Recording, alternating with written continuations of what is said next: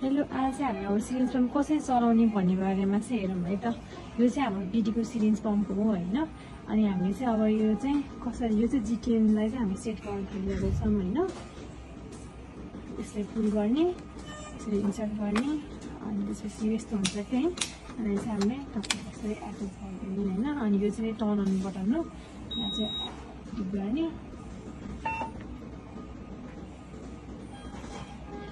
Continue to use भन्छ होइन, हामीले कन्टिन्यू गर्ने हो नि त, त्यही भएर यस गर्ने होइन। आजको डेट पनि टक्क देखाउँछ। अनि त्यसपछि चाहिँ क्लियर सेटअप भयो होइन, हामीले चाहिँ क्लियर गर्ने यस भने। अनि त्यसपछि यहाँ चाहिँ एमएल पर आवरमा चलाउने हो भने चाहिँ हामीले एमएल पर आवरमा ओके गर्नु पऱ्यो होइन। हामी अब यहाँ के छ, जिटिएन छ नि त। जिटिएन चाहिँ हाम्रो 50 mg एन्ड 50 cc छ कि, त्यही भएर हामीले चाहिँ यो चाहिँ म्याक्स पर केजी पर मिनटमा जानुपर्छ। त्यही भएर हामीले चाहिँ यहाँ यो तल गर्ने भनेको चाहिँ यो हो ल, यो एयरलाई चाहिँ क्लिक गर्नु पऱ्यो। अनि डोजिङ ओन्ली छ कि, यसलाई हामीले ओके गर्नु पऱ्यो। अनि यहाँ सबै अप्सनहरू छ कि max per KG per minute, अनि max per hour, max per KG per hour, max per 24 hour, अनि max per KG per 24 hour छ। हामीले यो चाहिँ जिटिएन भनेको नाइट्रोग्लिसरिन हो होइन। यो चाहिँ हामीले म्याक्स पर केजी पर मिनटमा चलाउँछौँ, त्यही भएर हामीले चाहिँ ओके गर्ने। अनि हामीले चाहिँ अब यहाँ हामीले अब सेट गर्नु पऱ्यो।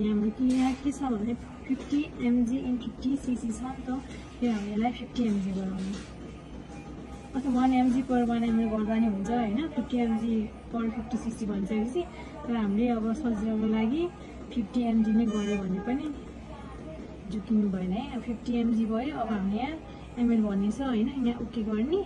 ओके छ नि त, यसको ठ्याक्कै सिधा यो बटनमा क्लिक गर्ने। अनि त्यसपछि 50 ml भनेर पहिल्यै आएको हुन्छ कि।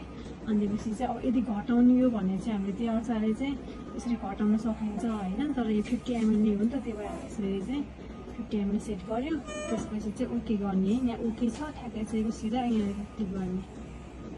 अनि त्यसपछि अब वेट सेट गर्नु पऱ्यो। पेसेन्टको वेट छ हाम्रो चाहिँ 50 kg।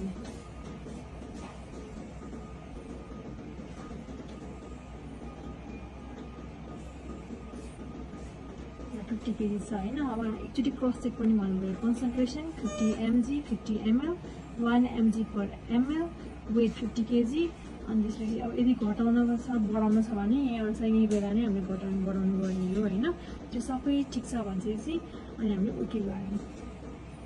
अनि त्यसपछि यहाँ कन्फर्म सेटअप कन्फर्म भयो कि नै भनेर भनेपछि एकचोटि फेरि क्रस चेक गरेर 50 mg 50 1 mg पर ml 50 kg भइहाल्यो। अनि डोज चाहिँ म्याक्स पर केजी पर मिनटमा जान्छ भनेछ।